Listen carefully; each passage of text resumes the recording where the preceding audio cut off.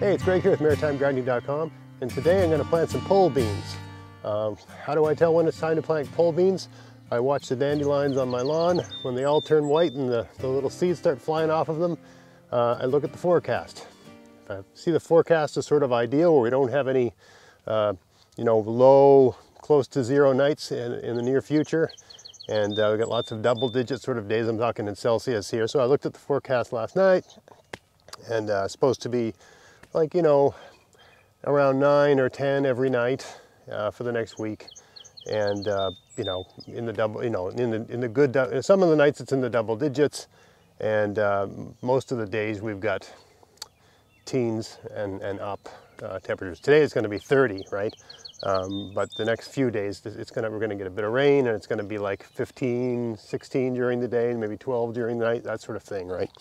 Anyway, for me, it's not, for a bean to germinate, you want around 20 degrees Celsius in the soil. Definitely get up to that today. But they've got a range they can tolerate, right? If the bean seed is wet and cold, it will die. But what that temperature is, where that coldness kills the bean, it really depends on the bean. And just because let's say it gets down to 7 degrees Celsius in the evening, at night, doesn't mean the soil is 7. The soil might have some heat stored up in it from the day, so maybe the soil is a couple degrees warmer than that. So there's all these variables you have to think about. Anyway, long roundabout way of saying, I think it's worth rolling the dice and planting some beans right now. And I'm going to show you a neat way of doing it, where I've got pole beans. I've got this 4x10 garden, 4 feet wide, 10 feet long. And I'm going to put 2 rows of beans down the middle and build a big trellis. I won't do the trellis today. I'll do that some other day, because the flies are starting to show up. I'm trying to get out of the garden. Black flies are showing up. It's time to leave. But I'm going to stick these beans in the ground because it's a nice hot day. I'll get these watered. It's a good day to get everything sort of started, right? Anyway, so I put the beans down the middle, but on either side I got spinach. Spinach is one of these cool weather crops.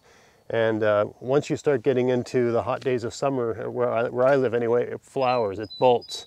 And once it flowers, the spinach is done, right? If you got, just for those that are new to growing spinach, once your spinach starts putting flowers, eat it all. It's, picking off the flowers isn't going to save it. The spinach has said, it's over, it's too hot, I'm going to seed. So the great thing about having a big pole bean trellis down the middle and spinach on either side is that it reduces the amount of sun the spinach is going to get during the day, right? That direction is east, that direction is west. So the eastern side, the spinach will only get sun in the morning, and the western side spinach will only get sun in the afternoon, right? So from the spinach's point of view, right, it won't be quite as warm and quite as hot and quite as sunny. So it should, and I've done this in the past, it works. It should delay the bolting of the spinach. I've already got a garden just one over with spinach, and they're about 5 inches high right now, right? So they're going to be harvestable in about a week or so. So these will be a later planting, right? These have already germinated. They're about 2 inches high right now. They just put out the initial 2 leaves, if you know the pattern of spinach growing. It's the right time to grow the beans. And you notice I got brown paper bags all the way down here. For those that don't know, I'm planting Vortex pole bean. Wonderful, long, tender, delicious bean. And you can save the seeds, as far as I know. I think it's an open pollinated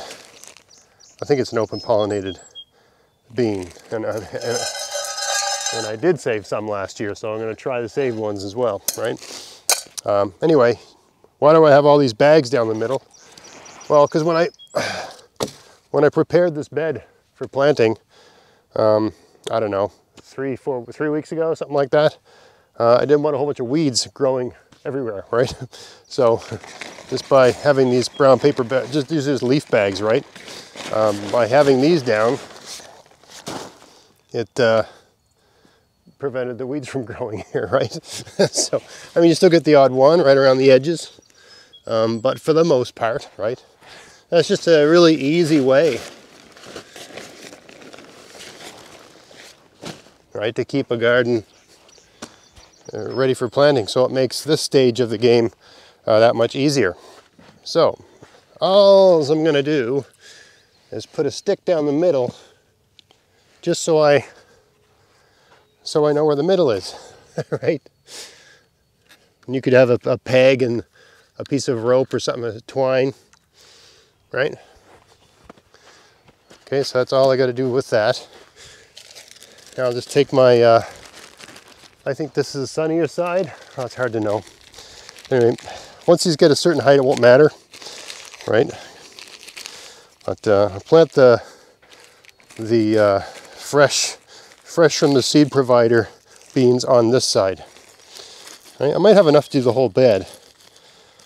So we'll see. But anyway, all you do is you plug them in with your thumb. You stick them under your thumb and push them down until you feel the soil touch the cuticle of your fingernail, right? That's all I do. That keeps it simple, right? Also, the great thing about having this pole here is you can step on it, right? That way you're not compressing your soil, right? So it allows you to get just more comfortably access your garden, as long as you can keep it in one place, right? Do a few, smooth it over, and just move your way down. So this doesn't take long to do it all, right? Get a little morning stretch in, right? I'll have a nice big trellis here, and they'll climb the trellis in, I don't know, a few weeks.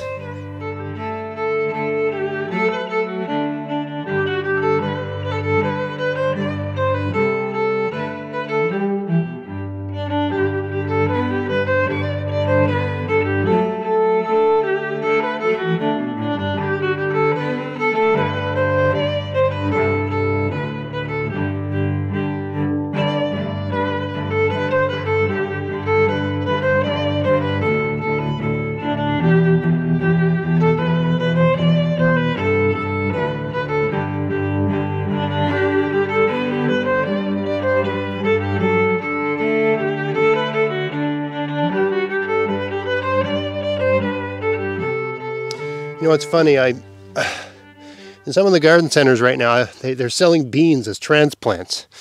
I just don't understand why anyone would ever buy a bean as a transplant. They're really easy to start from seeds. So I've used all the ones provided by the show's sponsor, Vessi Seeds. Now I'm going to use some of my own saved seeds. I mean, I get all my seeds for free every year, and also the sponsor, gives my my viewers free shipping. There's a little plug for them at the end of the video with a coupon code you can use to get free shipping. So check that out. But anyway, I get my seeds from them, but I always save some seeds because, I mean, it's just a good thing to practice doing. I've also used all the seeds, so if I've cut it too close and I've planted these too early, all these seeds might die, right? So I'll need these, right? Also, a good thing to do if you do save seeds is take like 3 of them indoors, put them between a couple layers of paper towel, and put them on a dish and just wet it.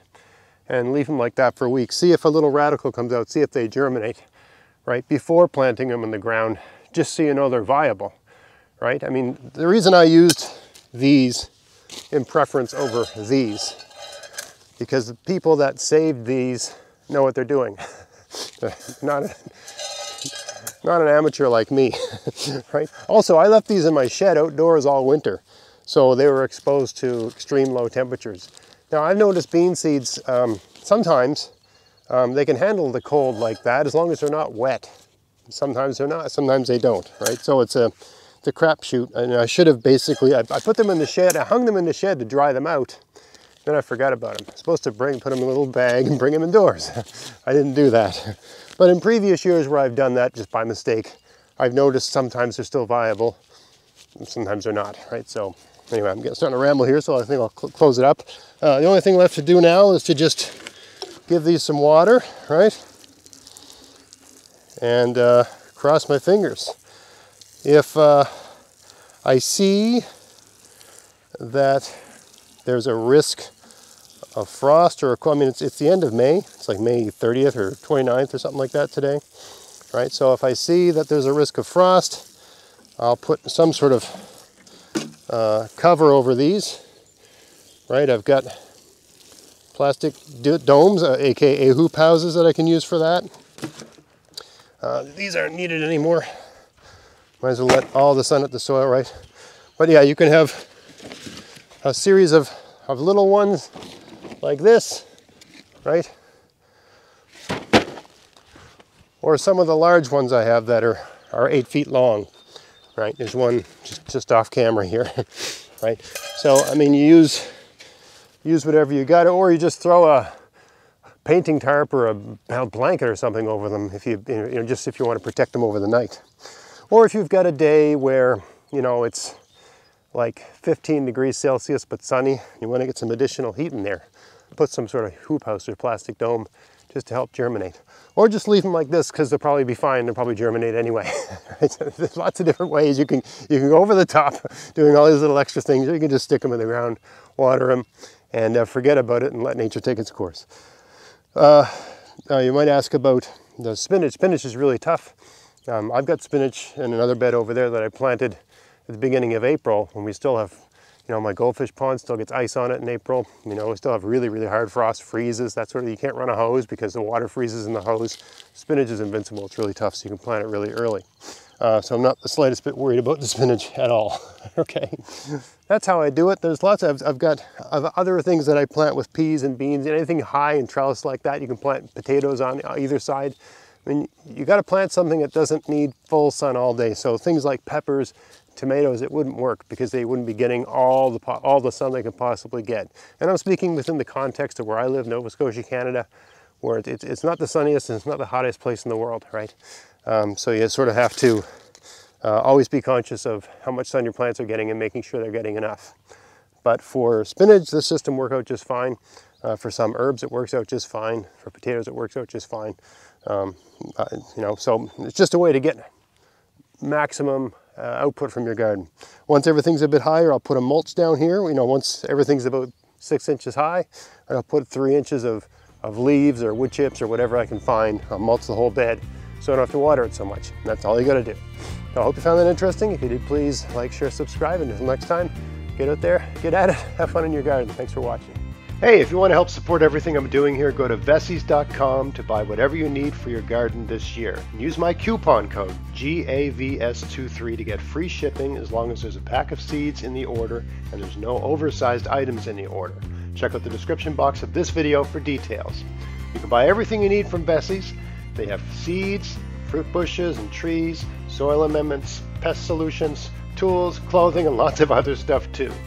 So yeah, if you want to help support everything I'm doing here and they sell something you need, buy it from them using my coupon code, and happy gardening.